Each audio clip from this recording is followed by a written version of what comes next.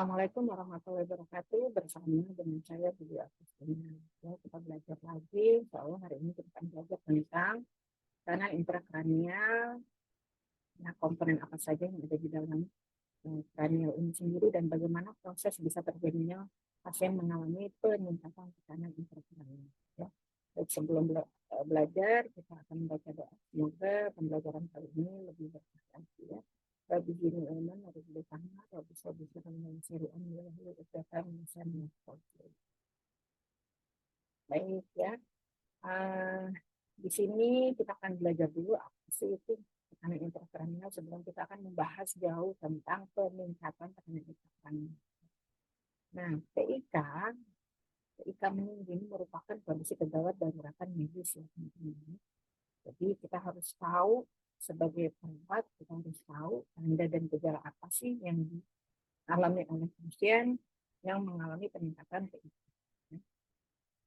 Dan sebelumnya kita belajar dulu apa sih tekanan intrakranial. Ya, tekanan intrakranial adalah hasil dari sejumlah jaringan otak, volume darah, dan cairan cerebrospinal di dalam tengkorak pada satu satuan.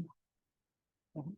Jadi 3 komponen ini yang ada di dalam otak ya teman-teman ya, yang mempengaruhi apakah itu tekanan intrakranial normal atau meningkat. Nah, sedangkan definisi dari peningkatan PIK itu sendiri adalah tekanan intrakranial yang tadi 3 komponen itu meninggi adalah suatu keadaan klinis di mana volume isi ruang intrakranial bertambah melebihi kapasitas daya tampung ruang intrakranial. Ya, ketika volume melebihi daya tampung itulah terjadi peningkatan PIK. Nah, unsur-unsur di dalam ruang intrakranial ya, ada otak itu sendiri, ya, jaringan otak, berupa parenkim otak, kemudian cairan otak yang kita sebut dengan cairan cerebrospinal dan darah. Nah, ketiga unsur ini ya membutuhkan tempat dalam ruang interstisial yang disebut dengan kompartemen. Ya, jadi dalam satu ruangan ada 3 nih ya teman-teman. Yang kita sebut dengan ruangan kompartemen. Nah, jadi kalau misalkan kompartemennya berkapasitas misalnya 150 cc, tapi ketika yang diisi 200 cc, tentu saja ini akan terjadi peningkatan kompartemen. Nah, dalam hal ini kita sebut dengan peningkatan tekanan intrakranial. Antara satu dan lain dari ketiga kompartemen ini selalu terjadi proses penyesuaian volume sehingga tetap dalam kondisi normal. Ya, contoh. Pada pasien dengan peningkatan tekanan darah, ini tentu saja volume darahnya meningkat sehingga volume darah meningkat ini menekan pada jaringan otak dan cairan otak sendiri. Ya, nah harusnya ketika tubuh mampu mensinkronisasi ya, ini pasien akan mengalami pusing. Ya, karena apa? Karena jaringan otaknya tertutup. Untuk penurunan kesadaran, nah adanya gangguan pada CSS, cairan cerebrospinal. Seperti itu. Jadi ada tanda dan gejala yang kita bisa identifikasi pada pasien ketika pasien mengalami PIK normal adalah 15 mm. Nah, ternyata teman-teman, peningkatan PIK ini tidak hanya terjadi pada pasien yang dirawat di rumah sakit. Pasien yang ada di rumah pun bisa kemungkinan mengalami peningkatan PIK. Ada beberapa kondisi yang diakibatkan dari kegiatan sehari-hari yang dapat menyebabkan peningkatan PIK. Ya, antara lain mengejan. Mengejan ini tidak boleh ya, apalagi pada pasien dengan sakit jantung. Ya, ini oleh mengejan. Ya, makanan harus dijaga banyak serat, ya, penggunaan pencahar harus dikonsumsi ya, biasanya kita berikan pasien sebelum tidur ya. Ini tindakan ya keseharian yang bisa meningkatkan PIK. Lalu kemudian batuk. Batuk ini juga dapat menyebabkan peningkatan TIK. Jadi ketika batuk kan ada tekanan yang tinggi ya di dalam rongga paru-paru ya teman-teman ya. Lalu kemudian tekanan darah juga jadi tinggi. Nah itu menyebabkan peningkatan volume darah di dalam tubuh, sehingga menyebabkan peningkatan TIK. Posisi kepala lebih rendah daripada tubuh. Kita menggunakan ilmu gravitasi ya, ketika posisi kepala lebih rendah dari tubuh maka volume darah pun banyak ada di posisi kepala. Kalau darah banyak di kepala berarti mengganggu CSS dan mengganggu otak itu sendiri. Ya. Baik dalam keadaan patologis, tadi dalam keadaan fisiologis ya, mengejan, batuk, posisi tubuh kepala lebih rendah, ini kondisi-kondisi fisiologis ya. Kondisi-kondisi patologis yang bisa menyebabkan TIK, contohnya adalah hematogen atau perdarahan di bagian otak. Lalu tumor, ya, tentu saja tumor di bagian otak juga. Ya. Abses juga di bagian otak sehingga apa ya, menyempitkan atau jadi sempit ya, area kompartemennya jadi sempit, tekanannya jadi meningkat. Nah, ini hubungan tekanan intrakranial dengan volume ya. Kita tahu bahwa tadi ada 3 komponen yang ada di dalam otak, yaitu parenkim otak, cairan otak atau CSS, cairan cerebrospinal, dan darah sendiri. Ya. Ketika volume otak, ketika volume isi dan volume wadah ini seimbang, ya, 3 komponen tadi hasilnya sama dengan volume wadah, seimbang, maka tidak terjadi peningkatan TIK. Jadi ketika volume isinya lebih banyak daripada wadahnya, volume wadah, maka terjadi peningkatan. Ini yang tanda tanya ini harus diapain? Ya. Apa yang harus dibuang? Apa yang harus diringankan supaya volume isi nggak banyak-banyak? Ini ada hukum Monroe-Kelly. Ya.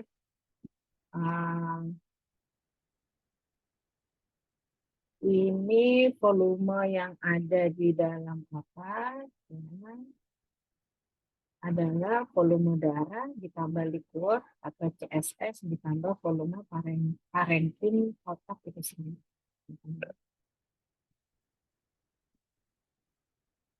Nah, oke, ini gambaran.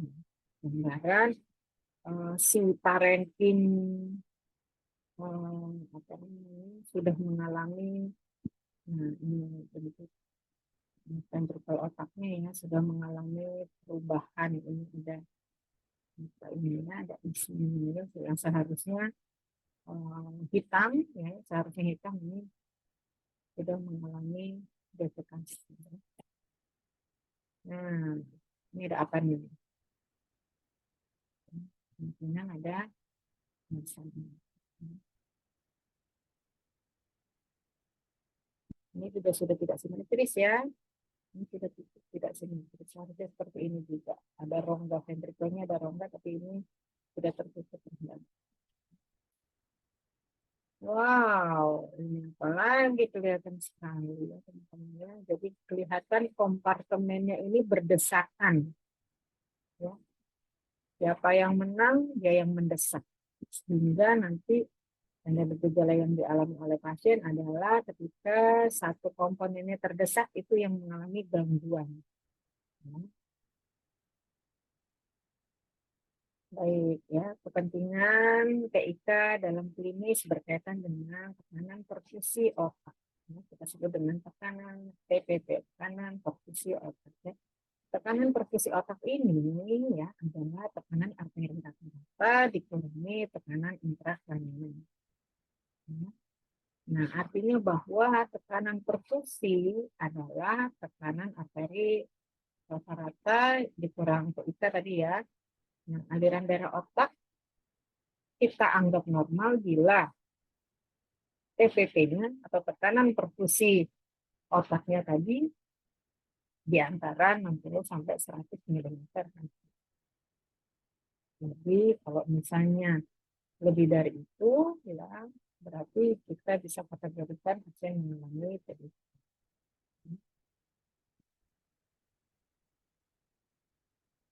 Oke, kita sebagai perawat, apa sih yang harus kita perhatikan nih teman-teman ya? Kita harus tahu hubungan antara TIK dengan fungsi metabolisme otak dan tingkat kesadaran pasien ya. Kalau misalkan pasien mengalami penurunan kesadaran, kemungkinan memang pasien mengalami gangguan TIK. Ya. Nah, ini kita perhatikan betul tanda-tanda gangguan fungsi vital, misalkan fungsi paru, alveoli, jalan nafas, ya. Fungsi jantungnya seperti apa? Yang tadi beberapa hal yang tidak boleh dilakukan ya, seperti mengejan, itu kan bisa menyebabkan gangguan jantung dan penurunan kesadaran karena peningkatan TIK. Lalu kemudian komponen darahnya atau kandungan darahnya seperti fungsi pencernaan kita cek lagi, fungsi perkemihan seperti apa. Kalau memang pasien post-op ya, kita lihat keadaan pasca bedah yang terkait dengan TIK. Soal kraniotomi, ya, kita cek brainnya seperti apa, brainnya nggak keluar-keluar, pasiennya nggak sadar-sadar, kemungkinan masih ada komponen yang di dalam otak yang menyebabkan kompartemennya berdesakan. Pengaturan posisi, ya tadi tidak boleh kepala lebih rendah daripada itu.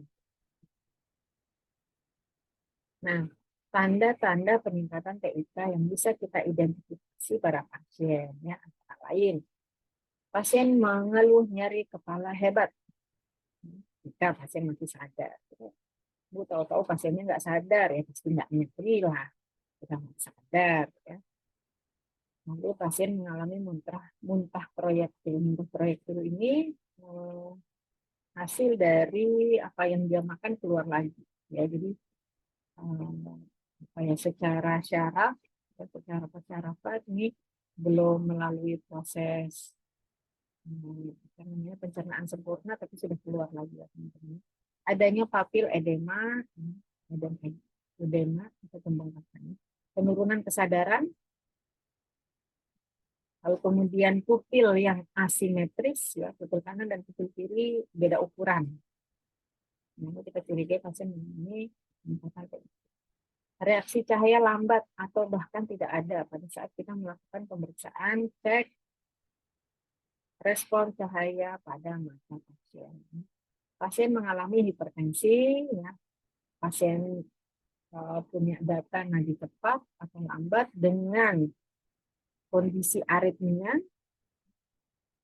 respirasi cepat, kadang ada periode apnoe pada pasien atau respirasi cepat dan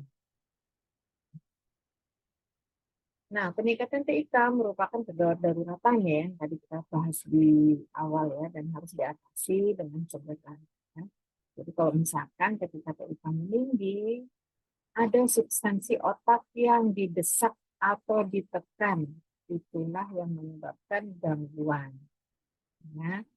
Maka prinsip tata laksananya adalah kita turunkan ukuran otak. Ya, kita turunkan ukuran otak. Ya. Bisa menggunakan obat-obat diuretik otak teman-teman ya. Kita pertahankan perfusinya. Perfusinya kita pertahankan. PPP-nya kita pertahankan agar tetap 60 sampai 100 ml. Kita turunkan volume cairan cerebrospinal dan darahnya. Jadi pastikan pasien tidak boleh memiliki tekanan darah tinggi. Farmakoterapi yang diberikan adalah obat anti hipertensi pada pasien dengan penyakit.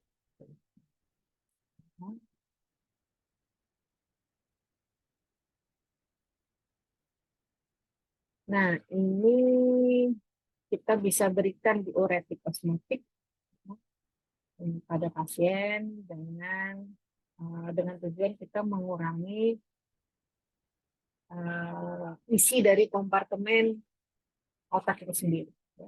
Kita berikan diuretik osmotik, pembatasan cairan. Jadi cairan yang masuk harus dibatasi. Kita keluarkan cairan cerebrospinal. Beri hiperventilasi yang cukup sehingga oksigenasinya bagus ya. Kita kontrol demam kalau memang penyebab peningkatan PIK ini dari hasil infeksi ya teman-teman ya. Misalkan penumpukan ada infeksi di otak, menipis ya, kita kontrol ini.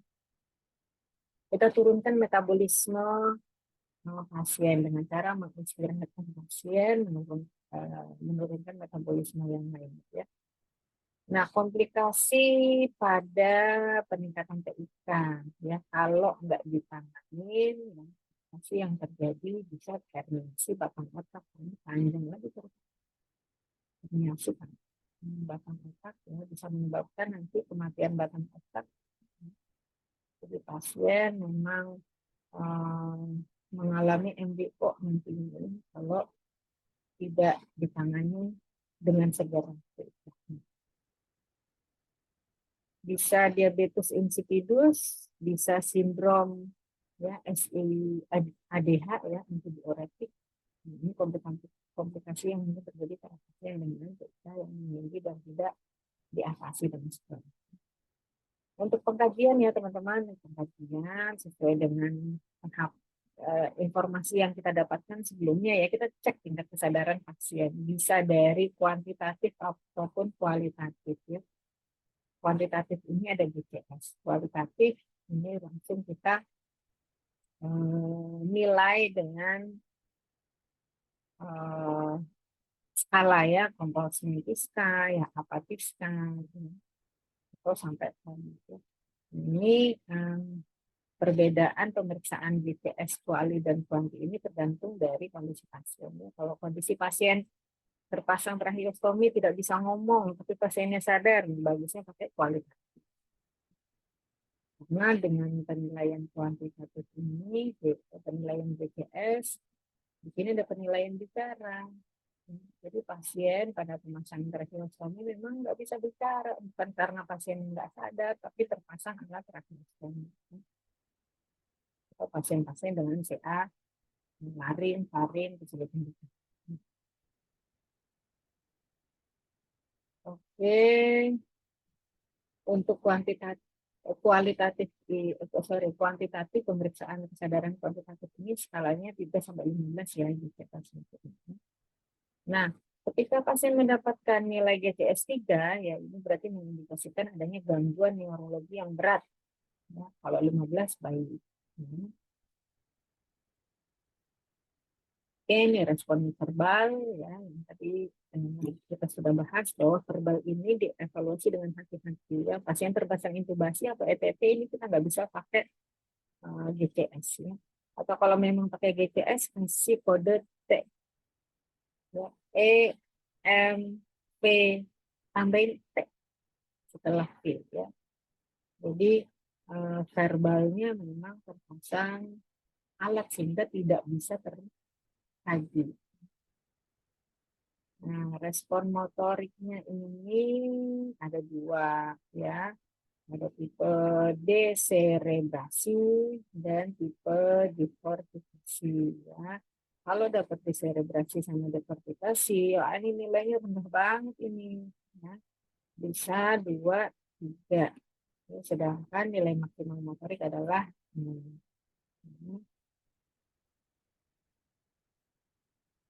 Nah, ini ada beberapa tanda dan gejala yang samar ya teman-teman. Ini pasiennya gelisah, sakit kepala, pernafasan cepat, gerakan tidak tertuju dan mental berkabut ya, artinya mentalnya berubah ya, misi luhurnya berubah. Nah, ini merupakan warning dari pasien. Karena kabarnya kita lakukan pemeriksaan lanjutan, cek tekanan darahnya apakah tinggi atau tidak, ya. Lalu cek ini seperti apa. Nah, pada perubahan tanda-tanda vital, kemungkinan pasien mengalami peningkatan tekanan darah, frekuensi nadi dan nafas menurun. Nah, terjadi bradikardi dan respiratori tidak teratur. Bisa muncul chain stop ya, pada respirasi pasien. Perubahan pupil kanan dan kiri. Nah, ini menunjukkan bahwa memang sudah terjadi gangguan pada syaraf, 12 syaraf kranial ya. Salah satunya kan pupil daerah mata. Ya. Jadi syaraf kranialnya udah kena kalau memang kita identifikasi adanya perubahan pupil kanan dan kiri.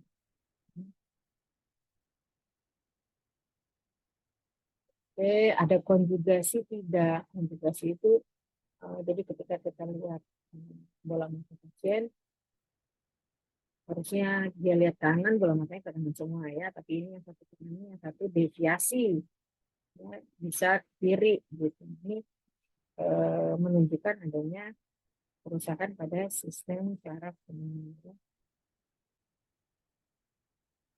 Syaraf retina, penglihatan kabur, muntah proyektil atau muntah spontan ya. Dan ini bisa terjadi berulang-ulang ya teman-teman. Jadi ketika tekanan intrakranialnya meninggi, dia muntah lagi, tinggi, muntah lagi, muntah lagi. Ya, kenapa bisa kayak gini? Karena pusat refleks ya, pada pusat refleks muntah yang di medulla oblongata ini terstimulasi, ya, menunjukkan bahwa memang terjadi gangguan pada syaraf ini. Oke, ini kemungkinan diagnosa keterlambatan muncul pada pasien dengan peningkatan keibuan. Bisa perubahan posisi jaringan cerebral, pola nafas tidak efektif, ya, resiko kekurangan volume cairan. Bersihan jalan nafas tidak efektif, perubahan eliminasi, penuhan dan defekasi, serta resiko terhadap infeksi. Nah, ini diagnosa ini tentu saja tergantung dari kondisi pasien ya. Kalau pasiennya misalkan sudah aktual infeksi, sudah meningitis, nah, ya, berarti kan memang bukan lagi resiko, tapi sudah aktual ya. Ini bagaimana caranya supaya infeksinya tidak sistemik? Berarti kita cegah untuk infeksi ini tidak menyebar ke seluruh tubuh ya. Seperti itu. Baik, tujuannya ini ya teman-teman, tujuannya pertama adalah kita harus pertahankan posisi jaringan cerebral. Itu harus. Gimana caranya posisi jaringan cerebral dipertahankan? Yaitu tadi tidak ada komponen, 3 komponen di dalam otak itu, jaringan otak itu sendiri, darah, dan cerebral. Mana yang kita mau keluarkan? Ya, ketika ada satu masalah yang mendesak, mana yang mau kita turunkan? Sehingga tekanan kompartemen di dalam otak ini normal. Tetap dalam posisi 15 mm. Ya, jadi utamanya adalah posisi jaringan cerebral ini yang membaik ya. Pola nafas yang baik, bersihin nafas baik, bersihin cairan, serta tidak terjadi komplikasi. Nah, ini intervensi keperawatan, monitor adanya hipertensi, ya, atau bradikardi, ya, atau takikardi. Kepala pasien dipertahankan dalam posisi netral, ya, jadi jangan lebih rendah dari itu. Ya, bila diperlukan atau kita curigai adanya fraktur vertikal, kita gunakan neck collar. Elevasikan kepala untuk memperlancar drainase vena, kecuali pada pasien-pasien yang memiliki kontraindikasi. Ya, jadi jika tidak ada kontraindikasi, lebih baik pasiennya kita elevasikan. Kepala pasien kita elevasikan. Hindari fleksi dan rotasi leher. Hindari fleksi panggul yang ekstrim karena dapat meningkatkan tekanan intraabdominal dan intratorakal yang akan menyebabkan nanti berefek pada peningkatan tekanan intrakranial. Bantu pasien bangun atau geser dari tempat tidur. Ya. Nah, ini ada prakteknya nanti ya, secara bertahap, tidak dadakan. Ya, mungkin teman-teman pernah mendengar ya, apa namanya, pasien bangun tidur buru-buru langsung lemas jatuh di kamar mandi, atau pasien baru bangun buru-buru lalu kemudian bibir menyong. Itu berarti ada gangguan di vaskularisasi otaknya ya. Maka untuk mobilisasi pasien yang harus secara bertahap. Pasien kooperatif instruksikan pada waktu dimiringkan atau dipindahkan. Ya, jadi kita pandu pelan-pelan secara bertahap, pasien tetap dilakukan mobilisasi. Pastikan kecukupan oksigen, ya, standby oksigennya bila diperlukan, melakukan suction jika banyak sekretor. Lakukan tindakan perawatan rutin dengan bertahap. Selama intervensi, TIK tidak boleh meningkat lebih dari 25 mm saja dan harus kembali ke tingkat dasar dalam 5 menit. Nah, biasanya nih pasien-pasien yang di ICU, alat monitornya akan bunyi kalau ya, kita mandikan, kita lakukan reposisi, kita lakukan suction. Kenapa? Karena dengan merubah posisi saja sudah mampu meningkatkan TIK. Dengan suction saja, kalau lebih dari 15 detik ya, kita melakukan suction lebih dari 15 detik sebelumnya pun belum dikasih oksigenasi yang penuh, maka bisa menghambat proses pernapasan pasien. Seperti itu. Jadi hati-hati sekali kalau memandikan pasien dengan diagnosa TIK. Kita miringin dikit aja udah langsung tensi naik. Kalau kayak gitu diapain, Bu? Makanya gerakannya bertahap, ya, berhenti dulu. Jangan, nggak bisa tuh memandikan pasien yang ternyata TIK 15 menit selesai, itu susah ya teman-teman ya. Jadi memang harus butuh waktu untuk merubah dari supin menjadi lateral dextra misalnya. Jadi butuh waktu. Oke, untuk lingkungan kita buat tenang, hilangkan dari bising-bising ya sih. Karena gimana pun juga pasien yang mengalami penurunan kesadaran itu masih bisa mendengar. Ya, masih bisa mendengar. Karena apa? Karena Allah mencabut pendengaran itu di akhir. Ya. Jadi kalau pasien mau meninggal baru pendengaran dicabut. Ya, selama pasien masih hidup walaupun mengalami penurunan kesadaran pasien masih bisa mendengar. Hindari distensi abdomen, jadi hujan, batuk, itu menyebabkan distensi. Pasien dengan drainase ventrikul ya pastikan kelancaran drainase ventrikel yang terpasang. Jangan sampai tersumbat. Ya. Salah satu tujuan dari pemasangan drainase kan mengurangi 3 komponen yang ada di dalam otak sehingga kompartemen itu tidak padat. Ya, gitu. Jadi pastikan drainasenya lancar. Jangan sampai mampet. Kalau mampet ya tujuan kita nggak tercapai untuk mengeluarkan cairan sehingga kompartemen di dalam TIK-nya ini mati. PEP tingkat tinggi dihindari karena dapat menurunkan aliran balik vena ke jantung ya, melalui tekanan infrared. Hindari mengikat tangan, bila pasien harus dilakukan komunikasikan dengan pasien dan keluarga. Ini tidak hanya keluarga aja ya. Bila memungkinkan gunakan bed, lantai dengan pagar pengaman yang dilapisi matras. Nah, kalau sekarang sih sudah ada penghalang tempat tidur ya, insya Allah aman. Ya, dikhawatirkan kejang lalu kemudian jatuh sehingga menyebabkan keamanan pasien terganggu. Oke, bagaimana cara mencapai keseimbangan cairan ya? Kita berikan cairan untuk menghindari dehidrasi pasien ya, sesuai dengan protokol ya. Beri diuretik untuk mengurangi cairan sesuai dengan kebutuhan ya, beri steroid untuk menurunkan edema dan batasi cairan yang masuk ke dalam tubuh. Oke, pastikan turgor kulit baik. Ya, bila cairan diberikan intravena, pastikan bahwa tetesan turun sesuai dengan atau tetesan jatuh sesuai dengan hitung-hitungan kita ya, dapatnya berapa tetes per menit dan disesuaikan. Lebih baik lagi sih pakai infus pump, karena infus pump ini kan sudah diatur ya berapa sistemnya. Jadi mempermudah kita dalam menghitung repesan per menit. Ya. Berikan monitor ya untuk mengurangi edem pada parenkim. Monitor cairan masuk dan keluar, ya, kita cek tepat ya, untuk mencari tahu kondisi cairan di dalam tubuh pasien, terutama di otaknya.